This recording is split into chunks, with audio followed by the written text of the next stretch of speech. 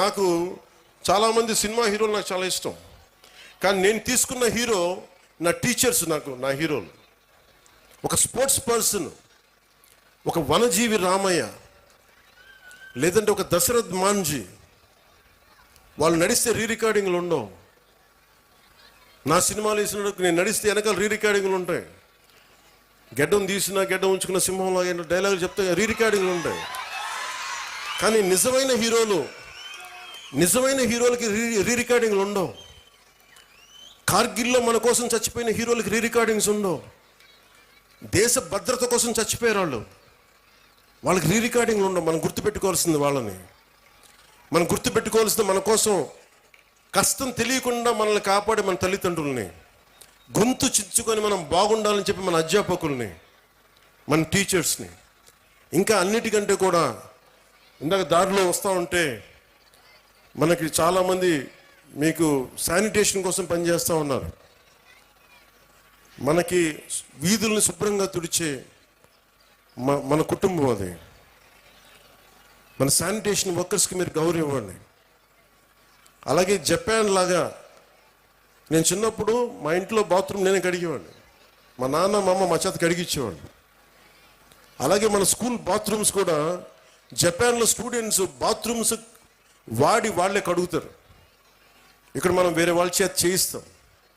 So విద్యార్థులకి ఎప్పుడైతే మనం అలాంటి పనులు చేస్తామో, అంటే మనం వాడిన బాత్రూమ్స్ మళ్ళీ మనం కడగం, ఇంకెవరో కడగాలి, అలా కుదరదు. ఆ కల్చర్ అలవాటు చేసుకుంటే మీరు భవిష్యత్తు మీకు చాలా ఉన్నత స్థాయిలో ఉంటుంది. డిగ్నిటీ ఆఫ్ లేబర్ మీకు అలవాటు అవ్వాలి. నేను అందుకనే ప్రతిసారి పారిశుద్ధ కార్మికులకి నేను ఎందుకు అంత గౌరవిస్తానంటే, మీరు నాకు నిజంగా వాళ్ళ భవిష్యత్తు బాగుండాలని కోరుకుంటూ ఉంటాను. సో మీరు మీకు పనిచేసే టీచర్స్కి కానీ, వాచ్ సెక్యూరిటీ పీపుల్కి కానీ, శానిటేషన్ వర్కర్స్ కానీ మీరు ఒక్కొక్కసారి చిన్న థ్యాంక్స్ చెప్పండి.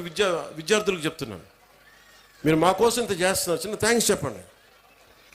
వాళ్ళ బిడ్డలు బాగున్నారు లేదని అడగండి. చాలా గొప్పగా ఉంటుంది. మా ఇంట్లో కొంతమంది సహాయానికి అప్పుడప్పుడు ఎవరైనా వస్తే వాళ్ళ బిడ్డల కోసం నేను ఎప్పుడు నా దగ్గర ఉన్న డబ్బులు ఇచ్చేవాడిని. వాళ్ళు ఎంత ఆనందం వేసేదంటే వాళ్ళ కళ్ళల్లో డబ్బులు ఇచ్చిన తర్వాత వాళ్ళకి అది మన వైపు కాంట్రిబ్యూషన్లా ఉండేది నాకు. సో మీరు నేర్చుకోవాలి అంటే heroes are all over, not just in cinema. మీకోసం పాఠాలలో ఉన్నారు హీరోస్, సరిహద్దుల్లో పనిచేస్తున్నారు, దేశం కోసం పనిచేసి ప్రాణాలను పణంగా పెట్టి చచ్చిపోయే పోలీస్ కానిస్టేబుల్స్ ఉన్నారు, కష్టం తెలియకుండా మేధస్సుతోటి పనిచేసే కలెక్టర్లు, ఐఏఎస్ లాంటి వాళ్ళు ఉన్నారు. మీరందరూ కూడా వాళ్ళని ప్రేరణగా తీసుకొని మీరు కూడా ఉన్నత స్థాయికి వెళ్ళాలని మనస్ఫూర్తిగా కోరుకుంటూ, మీ అందరికీ బంగారు భవిష్యత్తు ఉండాలని మనస్ఫూర్తిగా తెలియజేస్తుంది. ముఖ్యంగా ఇక్కడికి వచ్చిన తల్లిదండ్రులకి ఈ సమగ్రమైన ఈ తల్లిదండ్రులు అధ్యాపకుల ఈ కలయికని మీరు మరింత బలంగా ముందుకు తీసుకెళ్లాలని కోరుకుంటూ, చాలా సహనంతో ఇక్కడికి వచ్చిన నాయకులందరికీ ధన్యవాదాలు తెలుపుకుంటూ, ముఖ్యంగా విద్యార్థులు పాపం ఆకలితోటి మీరందరూ ఇబ్బంది పడతారు, మనస్ఫూర్తిగా క్షమించమని కోరుకుంటూ సెలవు తీసుకున్నాను.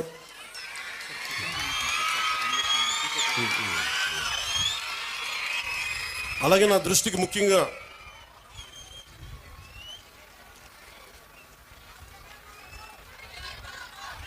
ఇదే చెప్తున్నా. హీరో పేరు చెప్పగలను.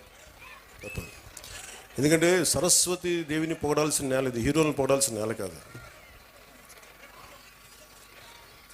మన కడప మున్సిపల్ కార్పొరేషన్ స్కూల్ కిందాక కలెక్టర్ గారు మాట్లాడుతూ ఉంటే దానిలో కిచెన్కి ఆధునికంగా మోడర్నైజ్ చేయాలి, సదుపాయాలు లేవు, నవీకరణ చేయాల్సిన అవసరం ఉంది అంటే నా దృష్టికి తీసుకొచ్చారు.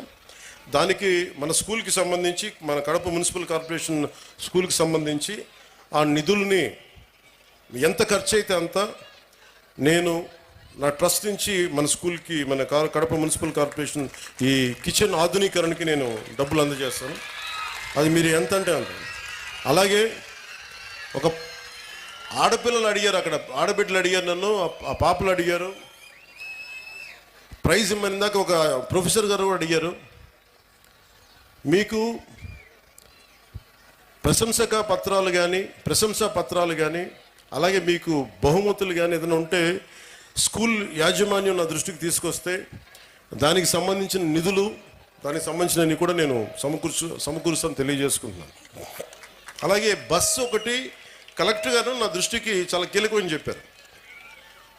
గత ప్రభుత్వం చాలా స్కూల్స్ని విలీనం చేసేయటం వల్ల ఈ ఆడపిల్లలు స్కూల్స్కి వెళ్ళలేకపోతారు, దూరంగా ఉండే స్కూల్స్కి. అంటే దానికి ఒక అన్ని మండలాలకు కలిపి, కొన్ని గ్రామాలకు కలిపి ప్రత్యేకంగా